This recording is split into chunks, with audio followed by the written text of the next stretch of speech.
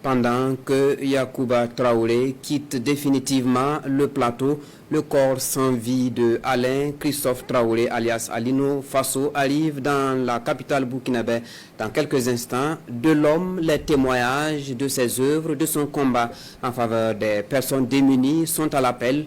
Quelques témoignages de personnes à Bobo Dioulasso dans ce reportage de Betty Bienaon et Kadouro Menki. La mort brutale de Alino Fasso, une pilule amère pour plus d'un. L'homme que le Burkina Faso pleure n'est pas juste qu'une figure emblématique de la toile. Ce cyberactiviste de 44 ans a été un frère, une épaule sur laquelle de nombreuses familles ont pleuré. C'était quelqu'un qui aimait rendre service.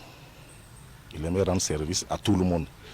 Ça le plaisait vraiment de rendre service. Et ses bienfaits ne se limitaient pas, n'avaient pas de religion, n'avaient pas de race. Voilà. C'était vraiment un philanthrope. Il m'a choisi comme point focal. Il a eu à faire beaucoup de SOS pour venir en aide à beaucoup de familles à Bobo ici. Lorsqu'il lance ses SOS, il me dit, il me passe le contact des familles, il m'envoie l'argent et je pars les représenter. Quand il a eu à lancer avec notre sœur Raïssa Compaoré l'opération Sauvons Djibo, il m'a encore appelé pour être le point focal. Barça Logo, je pense, parce qu'on en a fait 2 fois, j'étais toujours le point focal. Sa popularité résidait dans son engagement citoyen. En témoignent ses nombreuses initiatives en faveur des causes humanitaires. Au nombre de ces nombreux SOS lancés sur la toile, celui pour la cause de bébé Hakim. Hakim est né atteint d'hydrocéphalie et on n'avait pas les moyens pour s'en occuper. Donc mon mari est rentré en contact avec Alino et vraiment, par la grâce de Dieu, ce monsieur, il a réuni la somme de 700 000 francs en 2 heures nous donner. Et c'est lui qui s'est occupé de toute l'intervention au niveau des chiffres.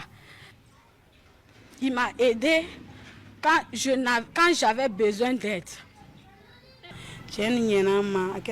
Quand les voisins ont su que c'est Alino qui a pris en charge les frais médicaux du petit, beaucoup dans le quartier sont passés par nous pour le voir et il les a aidés. Sa mort nous touche vraiment.